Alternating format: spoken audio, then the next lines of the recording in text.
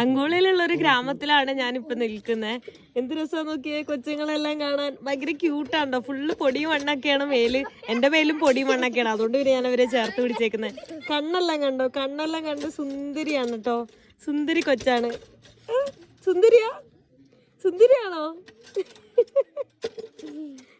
ഇവിടുത്തെ പിള്ളേരെല്ലാം കാണാൻ നല്ല ക്യൂട്ടാണ്. പക്ഷെ മണ്ണിലും ചെളിയിലൊക്കെ കടന്ന് ഉരുണ്ടിട്ട് കുളിക്കാനൊന്നും വെള്ളമില്ല. അപ്പൊ അതുകൊണ്ട് ഫുള്ള് പൊടിയൊക്കെയാണ് കേട്ടോ മേല്. ചൂടാ കവള് നോക്ക്, ക്യൂട്ടടാ, നല്ല രസമുണ്ട്. മുടിയൊക്കെ നോക്ക്.